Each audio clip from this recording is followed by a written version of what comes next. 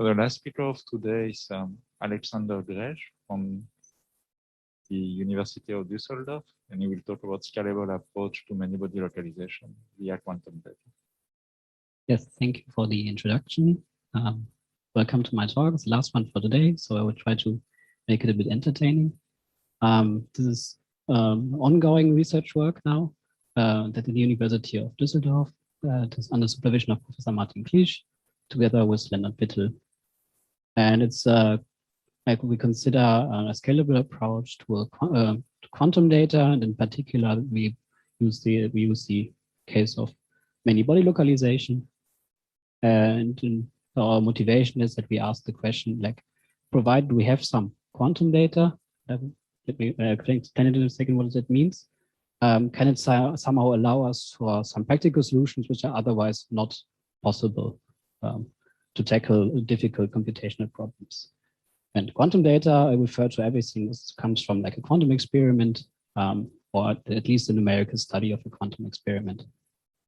The practicality means that you want to have somehow efficient, like even if you had like a analytic expression for your computational method or for a numerical study, it might still be very costly, for example, due to the growing dimension of the Hilbert space, the exponential growth. We want to have some efficient method. Difficult computational problems are problems which still lack some kind of theory behind it, or at least which are not well 100% understood analytically, and also are difficult to tackle numerically, as said, due to the exponential growth of the Hilbert space. And our benchmarking phenomenon is the phenomenon of many-body localization. I will just abbreviate as MEL. So maybe as a first short recap, we have to start at Anderson localization, which some of you might be familiar with. It's the idea that you have a particle in a disordered medium, and you essentially see a full breakdown of transport. Or if you want to look into this wave picture, then you would have fully absence of diffusion in the system if you have enough disorder. And for Anderson localization, this is well understood. You can approach this problem from various angles. For example, you could look at the spectrum of the Hamiltonian, which one has disorder, which one has a disordered potential, the other one has not. And then you see that the disordered Hamiltonian will see a point spectrum, point energy spectrum, even if you go to infinitely large systems, whereas the unlocalized system will have a continuous energy spectrum. You can also approach from not only from energy values, but also from eigenstates. And you can also see that these eigenstates localized, they will have really exponential concentration on some, for example, lattice sites or so. You can also look at this from information perspective, which are depicted here and on the right, where you have like a local excitation of your system. Here's the A of t, and then you see how it somehow spreads this information throughout the system, and then you can find analytical results which give you this ballistic spread of information if you don't have any disorder with some certain velocity. If you are unlocalized, but if you localize, this value of this velocity goes to 0, and that's why you have no transport at all. If you go now to many-body localization, you ask the question, so Anderson localization is single particle theory effectively, so you don't have any interactions. Many-body localization is basically the same idea, but you have no multiple particles which can interact. And then remains the question, do you still have localization even though you have disorder? And the answer is yes, if the disorder is strong enough. And in particular, you have this so-called critical disorder parameter, above which you have a localized system, and below which you are unlocalized, sometimes also referred to as the ergodic phase. So there's a phase transition.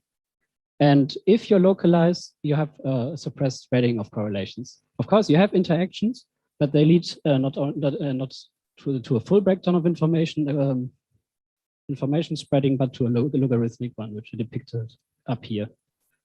The phase transition region is actually not quite understood analytically. I mean, these two phases individually are well understood, but these how this mechanism of localization emerges. If you increase the disorder, is not 100% clear, but it's an interesting question because it connects back to questions from classical statistical mechanics, and in particular, the problem of thermalization in a closed quantum system. The numerical model we study here is the Heisenberg spin chain. So the black dots correspond to spins. We have L many, this is also our spin chain length. These HIs are local disorder values. So in the Hamiltonian has some disorder terms. You could picture this as, for example, if you talk about spins, about like local magnetic fields along the spin chain. And of course, we need interactions, and we consider isotropic nearest neighbor interactions, which is given here in the Hamiltonian, but also as gray lines in the plot. The disorder comes from the fact that we sample this local disorder values randomly from an interval from -h to h. And this parameter h is important because it's the disorder parameter. And if you, as I said, there's the conjecture that you actually have such a critical disorder value, which renders these two phases apart.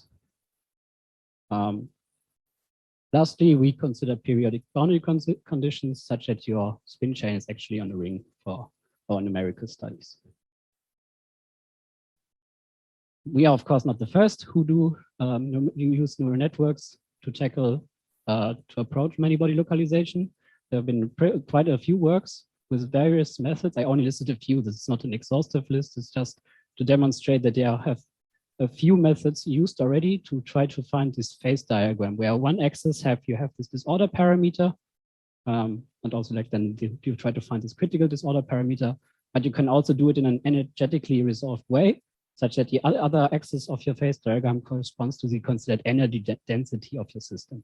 You can like bin certain eigenstates or eigenvalues into these energy densities and then obtain a 2D phase diagram. The problem is, as you can see, the inputs, or most of these inputs, are very computationally costly to acquire, and sometimes also not even possible on a experiment, like considering full eigenstates. It's not possible above a certain system size.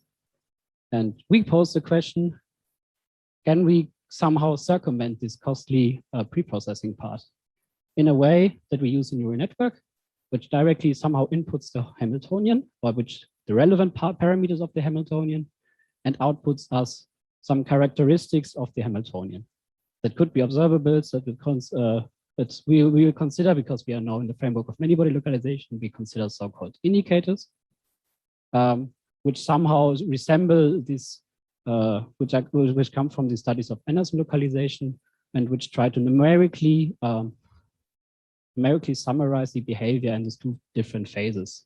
For example, as I said, the energy spectra are very different in these two phases, and there's an indicator for it, for example, that also has two different numerical values depending on which of the two phases you are. Yes, and if so, the Hamiltonian is parameterized only by the local disorder values. So we would feed this into our neural network and then try to find those indicator values for various energy densities at once. The indicators we consider a few different ones. I mean, there are way more in the study of many-body localization, but we use those three because they are quite different in their approach. For example, you can consider the entanglement entropy.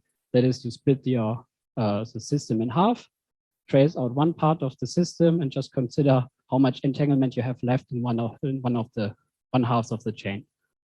The other one, so this is like an eigenvector statistics of a Hamiltonian. And you can also consider like a dynamical process where you have an initial spin wave in your system and you see whether or not it relaxes throughout the system. So you can also try to track localization with this one. It's called the dynamic spin fraction. And the last one I was already referring to considers the energy gaps in the spectrum, which are very different because they're, as I said, continuous versus discrete spectra. And it's called the adjacent gap ratio. So you consider neighboring energy levels and calculate the gaps and the statistics thereof.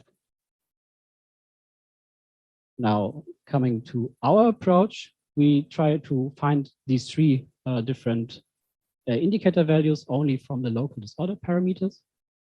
And to show you maybe the workflow, how we do it, is that we now consider the relevant part of the Hamiltonian are these local disorder values, right? So you have L many of them, and we want to somehow not only find a method that only considers a single system size, but which can in principle address multiple system sizes at once. So this L can be somehow varied, and we have to find this architecture which can, which accomplishes such a variety. And the one we choose are recurrent neural networks, which are heavily used in like natural language processing. There you input like sentences, which are also arbitrary in length. And we consider more or less our disorder vector here, this H vector, as a sequence of single values, for example. And then you iteratively go through, feed this into the recurrent neural network and try to find an output of that. How does it work in practice? So if you like unravel your recurrent neural network, you first initialize a so-called hidden state. It could be 0, could be something else. Then you just feed in the first value as well, and it outputs you some output, which is then fed into the same network again, but also with the next value in your sequence. And your approach goes through your whole sequence then, and the last final output is again, of course, called the hidden state, but we also consider as features of our input. Because in a sense, this recurrent neural network does not try to directly mimic these indicators, but it somehow wants to give you features of your input, of your disorder vector, such that you can use another neural network, now a fully connected one, which maps these features to predictions of these indicator values. So these features are now fixed, so that we can actually use a fully connected neural network for all system sizes at once. And to benchmark it, we exactly diagonalize our Hamiltonian such that we can see how different we are with the predictions to the actual indicator values. If we do so, we first now show some proof of principle that this works. For example, considering now the entanglement entropy. In blue, you see exact diagonalization results. So this is the statistics now, because we can do for single instances of Hamiltonians, we can average over them. And we order these single instances from the respective disorder parameter from which they were drawn from. And in blue, you see the statistics of the exact diagonalization. And on red, you see our recurrent neural network output, a little bit interleaved. So there's like a qualitative check that it actually works. And it's for this entanglement entropy, it also like finds kind of the mean as well as some portion of the standard deviation. We trained on 2 different system sizes here, L equals 10 and 12. And now we can ask what happens if we now query it on L equals 14, so a larger system size, which was not encountered during training. Well, how does the output look there? And we can see that, of course, you have some minor mistakes here, but in principle, the essence of this spin chain is still captured, even though it was not encountered during training, like this system size was not encountered during training. But in a sense, we can show that you, to some degree, can extrapolate to a larger system size beyond what we encounter during training. I only showed this now for the entanglement entropy, but I can show you now in the next plot the same ones, just for the 3 different indicator values. So the entanglement entropy we saw already. The dynamic spin fraction looks very similar to it. And the adjacent gap ratio does not work that well in comparison.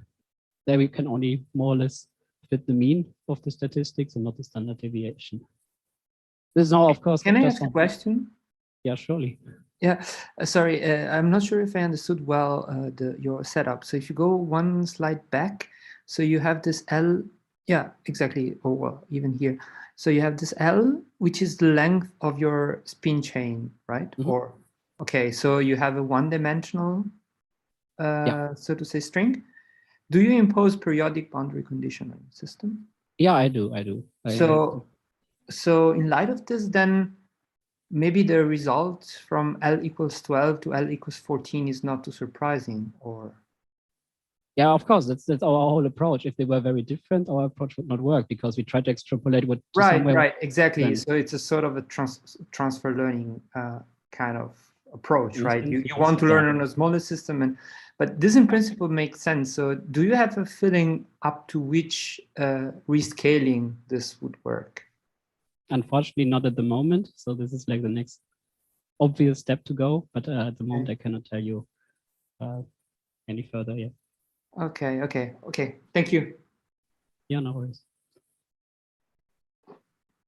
So here this is not only a qualitative check, but we can make it quantitative using means from statistics, the so-called coefficient of determination. This is not a full coefficient, but I just wanted to say if you want to map some input X to some output Y, so in a regression task, of course you will have some mean squared error, right? But the thing is, this coefficient of determination says, okay, you can make errors there where your output is anyways like highly distributed, because then I don't expect to be that accurate, because also our output is quite noisy in a sense. The variance is quite large of Y. And so you downweight these errors which have a large variance anyways. And to make it now a value which is so we define the coefficient as 1 minus this fraction. And for linear problems, this is some value between 1 and 0 for linear regression. In principle, of course, the variance could also go down to 0, and then this R squared value is negative. So you have to renormalize for nonlinear regression, which we do with our neural network. Here's the equation for it, but in essence, it says if this normalized value is 1, and it's a perfect fit, because then our mean squared error is 0 everywhere. If we have go to 0, then it's okay. It's not perfect at all. It's like very bad. And if you only, for example, would fit the mean, like have a linear regression model which outputs you the mean of your input, then it would go down to 0.5. So it's like a baseline value. So this diagram will now come up for these 3 indicators at once, because I remember these 3 lines. And what we see here is that we can, as we already saw a bit, we can somehow try to capture a few things about the distribution of these indicators. So it's not surprising that for some of these indicators, we rise above the baseline. Of course, it's not a perfect fit, but we demonstrate that it's the region which is of interest for us. Anyways, those values around h equals to 6, because this is where the transition is assumed to be. So we don't care about these lower deviations for a very low disorder parameter. And yeah, we see also a qualitatively nice fit for entanglement entropy and the dynamic spin fraction, and an okay one, I guess, for the adjacent gap ratio.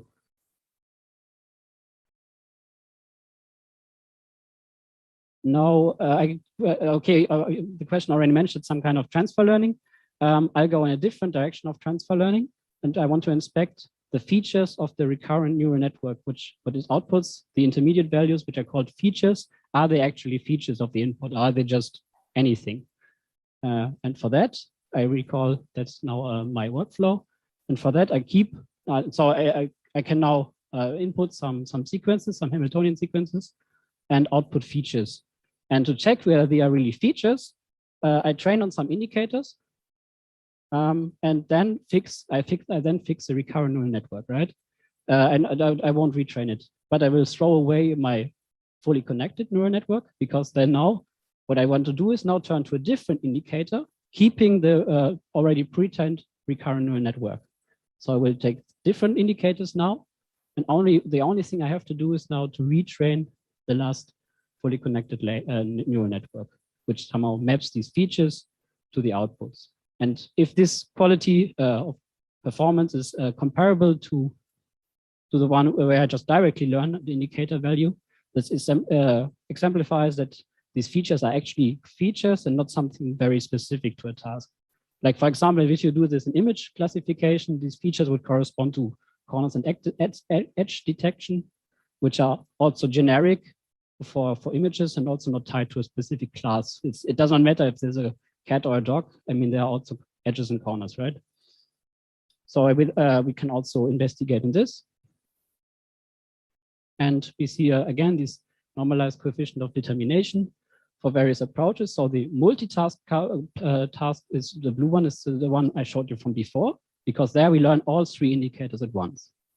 The green line, which is very close to it, actually, corresponds to this transfer scheme I was just explaining. And the last one is just if you, yeah, I mean, the most naive approach is just I take my indicator and just retrain everything from scratch, right? But all of these three things perform equally well. And in particular, even for L=14, which was outside of my training set, I also get a comparable quantitative fit. The last thing is a little bit more of an outlook, what we are currently working on. That's the so-called finite-size scaling analysis. And it's used in this obtaining phase diagrams, but this is a classical method to obtain phase diagrams. And the concept is, this is an toy example, it's nothing to do with MBL or so. It's just if you have, for various system sizes, have some curves, but you know that they somehow belong to the same family of curves. The finite-size scaling analysis is a method to somehow collapse these values into one curve, such that afterwards, after this transformation, which is L-dependent or system size dependent, these curves will collapse into one. And what this classical method then gives you are values for the critical disorder parameter, such also as the critical exponent, which somehow gives you the correlation length scaling close to the transition. And what we can do now is train on the small system size, as I explained before. But in principle, now we can sample values for these curves for L equals up to 20, so way beyond our training set.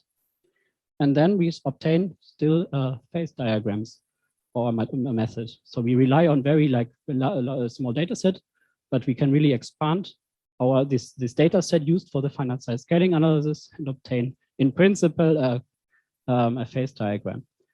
So if you compare now this to literature, so usually you would see a critical disorder parameter around 6, but you also see signs of a mobility edge, such that these values, this should not be a straight line, but it should shift towards smaller values for very low or very large energy densities. We do not see this yet, and we are currently working on why that is the case. Probably has to do with this thing that we all learn all these energy values at once and in a correlated way. But in principle, I mean, there are ways, I guess there are better ways to incorporate these correlations. This is the ongoing work part of my presentation. The critical disorder critical exponent is similarly obtained, but of course you see very large standard deviation from the method. Gray dots are when you don't converge at all. But again, these diagrams do not account for any statistical errors or biasing by the neural network. With that, I come to my summary and conclusion. So I demonstrated that we can characterize single instances for the study of many body localization, which is somehow scalable in the system size. We can train on available data from various system sizes and in principle query then on any chain size. There's no costly preprocessing involved, except that we need the training set, of course. I mean, this we share with all methods using neural networks, I guess. And to some degree, extrapolation becomes possible. Maybe we tested this only on many body localization data so far, but in principle, this method is readily applicable to any other spin chain experiments where you have similar ideas. And now the next steps are actually to consider experimental input, but because then you can, in principle, if the experiment would be ready for it, to also deliver data for larger system sizes. And then we can really test the extrapolation capabilities of this method. And in a sense, we envision a different type of quantum advantage where, because once you have this data set for a large system size, which you cannot obtain otherwise, either from an experiment or a quantum simulation of an experiment, then we have with our method, in principle, you could have a way to get an efficient description of which characterizes single instances of an Hamiltonian. With that, I thank you for your attention.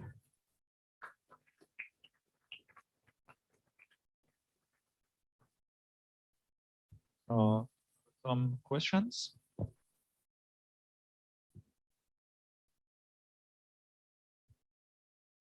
So I have a question, because you said that one of the motivations of this approach is that it's faster than other previous realizations, in getting the data set. But then your labels are computed by exact diagonalization. Yeah, for now it's proof of principle that it works. And like the idea in future would be that you have really data from an experiment, such that from system sizes which go beyond what you can do with exact diagonalization, right? Because in principle, of course, you could try to exactly diagonalize, but the scaling is very bad. Our scaling is not. But then if you go for experimental data, you are not having these weights, no? I mean, what you get from an experiment is some kind of data which is not the Hamiltonian. And in your case, you have, if I understood correctly, maybe I'm wrong, but what you show is that you are using the weights of the Hamiltonian. So this you may not have in the Hamiltonian. Yeah, I use these local disorder strengths, and I granted that is not always amenable in an experiment, yes. There might be a possibility to come around with these quantum simulators, very rational quantum algorithms, because then you can somehow encode this directly in what you want to measure out, in a sense. Then you could come around. And of course, it's granted. I mean, I use now quantities a bit, which are typical for the study of many-body localization, but are also like hard to obtain otherwise. But there are also different opportunities. For example, you could track the imbalance, which is like you prepare up, state down, state up, state down and stuff, and measure how much of this initial imbalance is left after some time. And this is already done in experiments. Or you could also consider the magnitude, how the entanglement entropy grows over time until some time, and also take this as a kind of indicator for many-body localization. So there are different opportunities to take, yes. Okay, thank you. Thank you.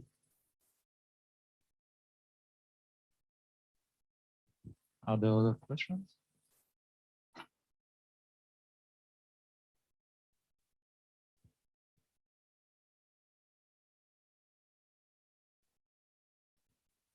Have you checked how this network trained on random disorder performs on, for example, quasi-periodic disorder or binary disorder? Because in this case, the character of the transition is a little bit different. I mean, the transition point is at a different disorder, critical disorder, and different features are different. So, do you mean retrain everything, or take what you no, already have and apply it to some other take disorder? what you have and apply to quasi-periodic, and vice versa. I don't think that would work, to be honest. It might be, but I guess I'm probably more an expert on MBLI than I am, but I would assume that as you said, they behave differently around the transition, so it probably not work. But I mean, you can just generate data and then retrain. I would assume that would be probably the better idea. Okay, thank you. Other questions?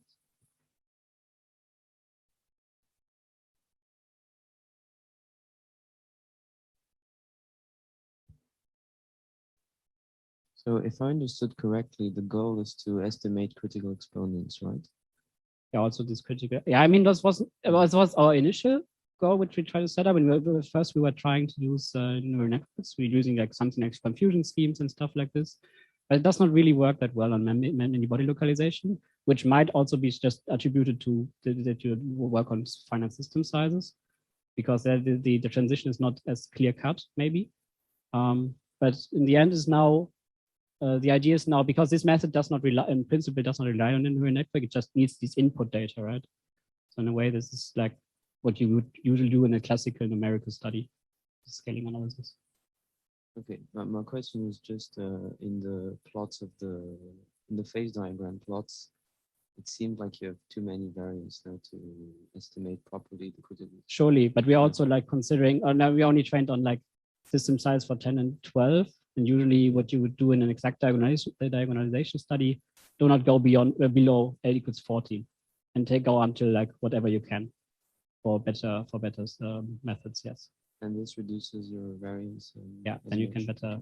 I mean, it might also be that right now, I mean, we just exaggerated the extrapolation with the method, and it might be that the noise there makes the deviations quite large, because you still have a little bit of bias. But you know that you can reduce. I mean, how much can you reduce this variance? That will be the question. Yes, Yeah. I don't know. Thanks. It's the same question with extrapolation. How far can we push this? Right now, we don't know. Maybe also one question, this diagram, because so do you kind of understand why you have this kind of straight line? Because in principle, you should have something like curve, no? Like for many-body representation. Yeah. Probably the biggest issue we do right now, we learn all indicator values for all different considered energy densities at once. Like in one final output layer, you have them just stacked on each other. But it's like a huge final dense layer where you just connect everything to everything. And all these dense layers usually perform like an average over all these outputs. So in a sense, then the network tries to like optimize all at once, and it somehow just outputs the mean, which is like now the mean of this curve of the mobility edge, which you usually would see. So I'm guessing I have to try. So we somehow need to incorporate the energy density on a different way. But there we have some ideas for that. Good. So this is not really coming from the scaling. This is really coming from the architecture of the network. So this is your guess. Yes. Yeah, of course. And on a small data set, you see this mobility edge. Yes. And then another question is, what is a typical training size that they're using? You mean the architecture size? No, the training set, I would say, that they're using. That's a good question. So we were experimenting with this, like lowering and lowering and lowering. So we used data from various disorder parameters from between 0.5 and up to 15, like on a grid, to have some statistics. And we numerically see that you can basically go down to a number of of data points which are around the figure of number of parameters of your network. So that is encouraging, because if you would do now an experiment, of course, you would also need a lot of data and also data repetitions, and even like acquiring one single data point might be costly. Yes. Okay. So if there are no more questions, maybe can I just ask for the very last quick question? When you talk about transfer learning, I'm not sure if I fully understood what are your what's your procedure there. So you said you train your recurrent neural network, then once you're done with that, exactly, you extract this set of features, right? And then you have these indicators. I probably missed what do you mean with indicators? Are these your observable or no? Yeah, these are my outputs, what I want to predict, right? So some of these indicators I keep as a first training, and with that I train my recurrent neural network and also the neural network afterwards, but this one I will throw away. Okay, because so the idea is that these features are somehow tied to the input and not tied to the output. That's the idea. Okay, so basically this means that you want to learn, so to say, the environment, so the system, the state, but these like characteristics, these features are strictly related to the system and not to the output that you want to predict. Like if I want to estimate different observable from the same physical system, right? That's the notion of transfer learning, yes. Yes. So these features would be something like the variance of this input values sequence, or the underlying disorder parameter, because with this we do not feed directly explicitly into our system. And I checked, like if you use just a recurrent neural network, you can, for example, map this vector to like the disorder parameter, also like to the variance of this input. So these are like quantities of the input and not of the task itself. Because in the end, the idea is that the indicators are function of this disorder parameter. So in a sense, it makes somehow sense to extract values of or functions of this disorder parameter. Yes, absolutely. Okay, that's clear. Thank you so much. Thank you.